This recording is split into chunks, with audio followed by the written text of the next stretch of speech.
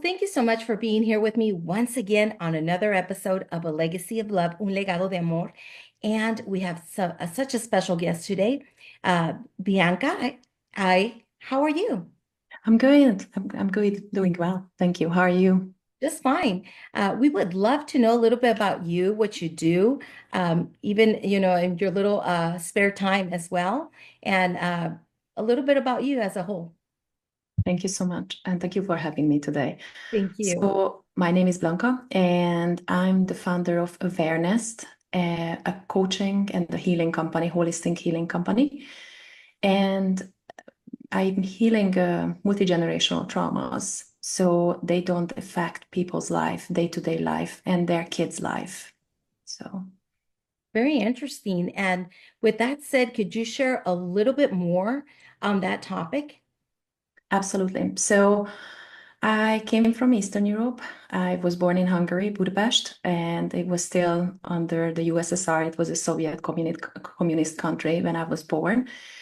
And when I moved to California to be an au pair, I realized that how much stuff we are actually carrying and passing on to our kids. And that experience in California was the first break to my healing journey, my spiritual journey. And that's when I wanted to change. And fast forward a couple years, we wanted to have a baby, and I had multiple miscarriages, and I didn't know why. And I wanted to start another healing journey with that. So, because the doctors couldn't tell the reason why I was having the miscarriages, and saying just because it's not a good reason for me. So I decided that I would like to heal again, and I went back to family constellation.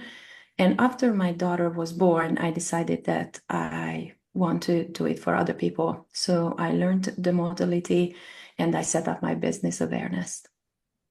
Very interesting. And I definitely understand when it comes about losing a child and wanting to have a child. And we never know along the road in our background, other relatives that we've had that have actually lost also children or have had a hard time having children.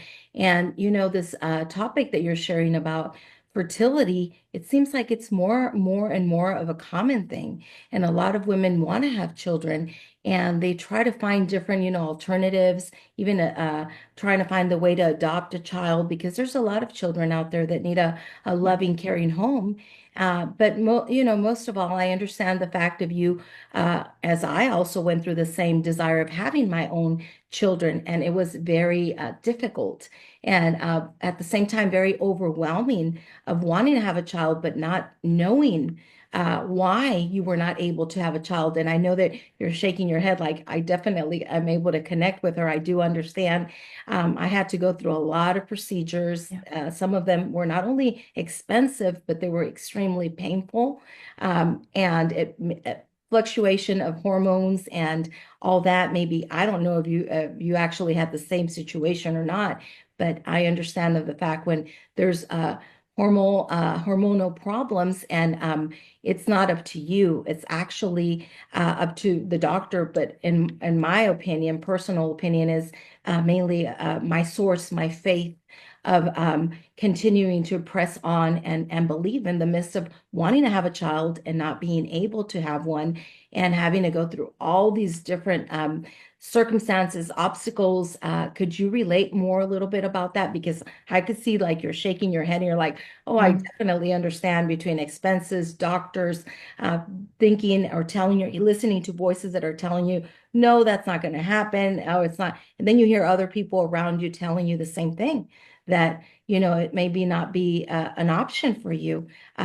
Did you actually have those experiences as well? Or, So, yes, I absolutely. And since we had the miscarriages and I opened up more about our miscarriages, more and more people and mamas told me that, yeah, we had miscarriages, we had fertility problems. So I didn't want to suppress my feelings. I didn't want to just told that, oh, we just had a baby, because it wasn't true. It was part of our journey to have the miscarriages. And these miscarriages taught me so much. And what was interesting that I'm an older mom. So when we started our baby journey, I was already 36, 37 years old. And that's when all the OBs and other doctors were telling me that, oh, you are getting older. The time is ticking. But what I felt that I didn't feel that IVF or a fertility treatment was in my game. I just didn't feel it. Even if my time was ticking, I just didn't want to do it. It didn't feel right. It didn't sit well with me. That's why I decided to seek alternative routes again and listening more to my inner voice, what was saying that, no, that's not your route yet. Others were telling me that, oh, adoption is an option.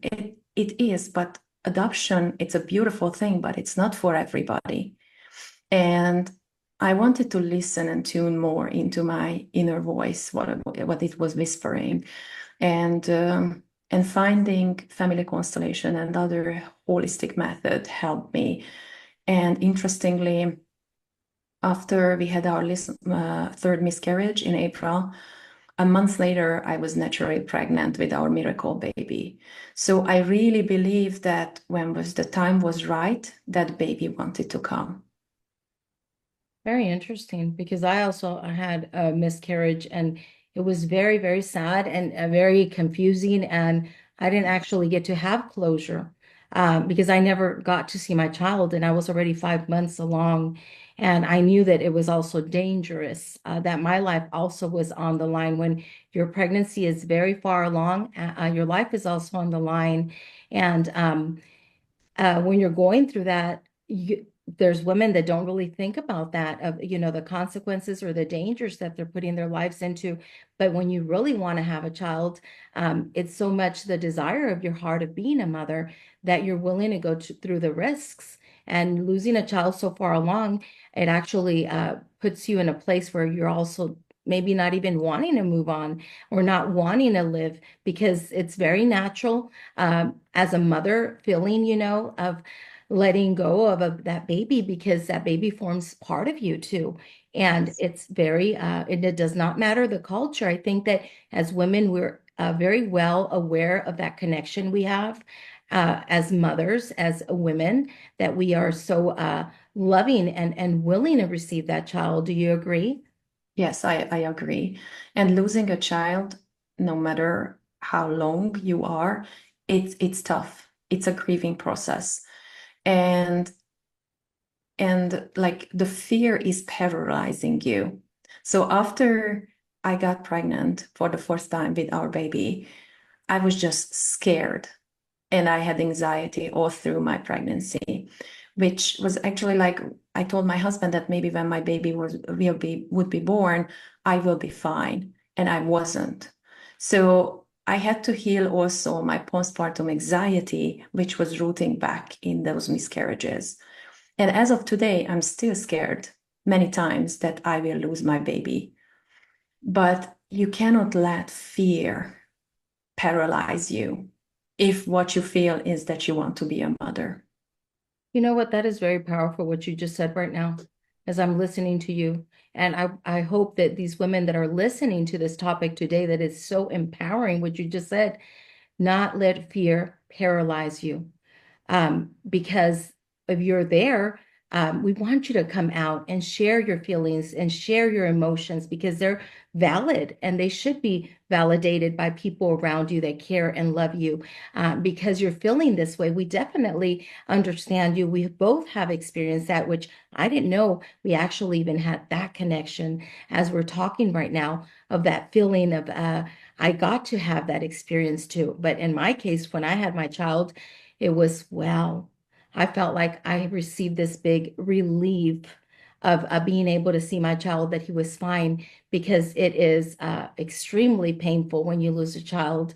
It's hard. I'm speechless of putting those words together uh, and trying to find the right words for ladies, but we definitely understand you. We both have been there, whether it's once in my case, in your case, it was several times, but losing a child, it is very difficult, very detrimental.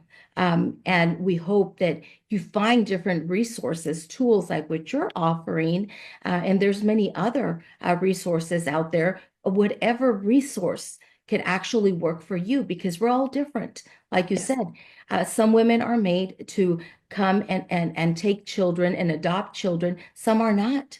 We're all very different. And what works for me, it might not work for you, or what works for you might not work Exactly. for me. We're all very different. And what would you tell people that are listening to us today as we're walking these steps, these baby steps, and these kind of experiences? What tools, what advice would you give them as you also have experienced the same things that I experience? That don't be quiet and reach out for help, and you are not alone. You don't have to feel alone or struggle or suffer alone. Somebody out there had the same experience or something similar experience, or can give you an advice or just a shoulder to cry on. If depending on where you are in your journey, there is always somebody who can relate or you can ask help from. And as you mentioned, we are all different. We all wire differently.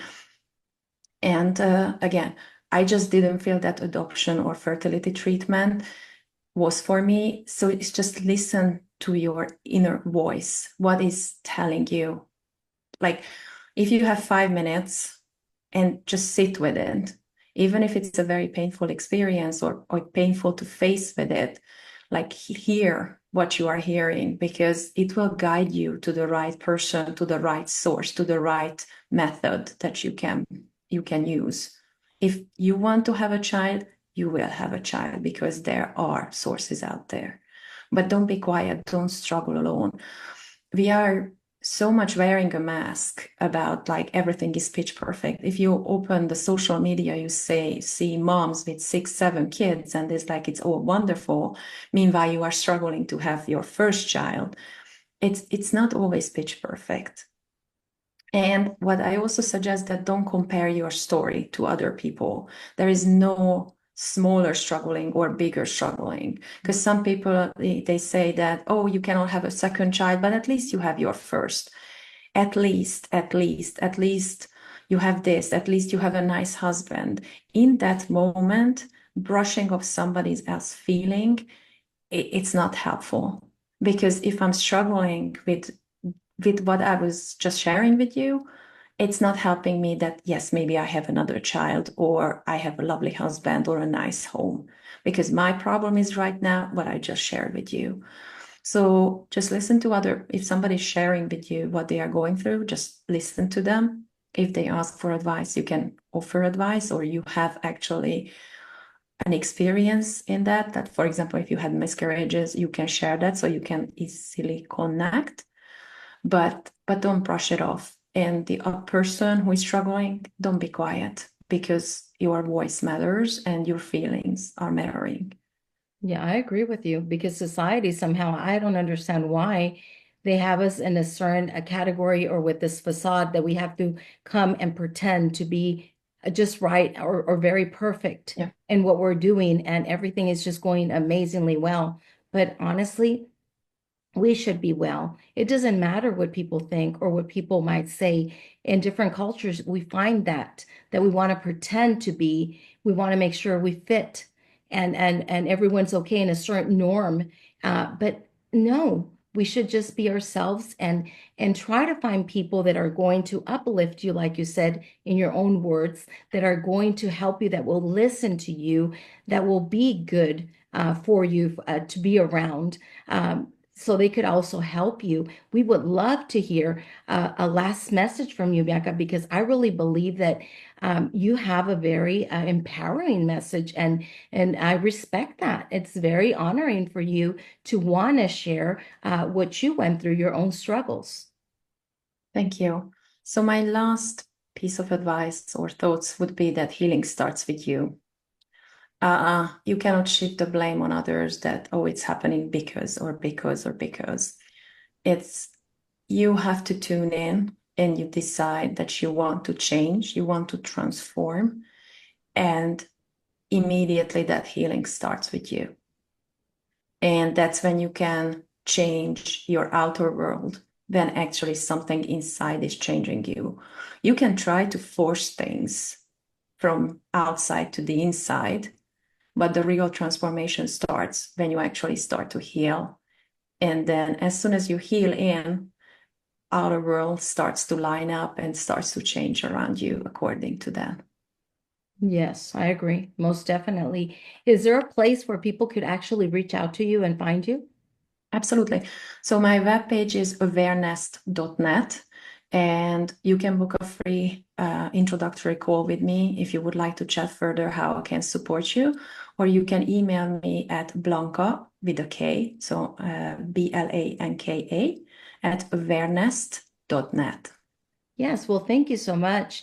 And I Thank you. truly believe that this is another alternative for women that are expecting or wanting to be expecting a child and they're scared or they're trying to find, resources and don't stay there. Try to find different alternatives and you will be able to find the right one for you. So thank you so much for being here with Thank me you. once again on another episode of A Legacy of Love. And don't ever give up. Thank you for being here with us today, and thank you for being with me today too. Thank you so much.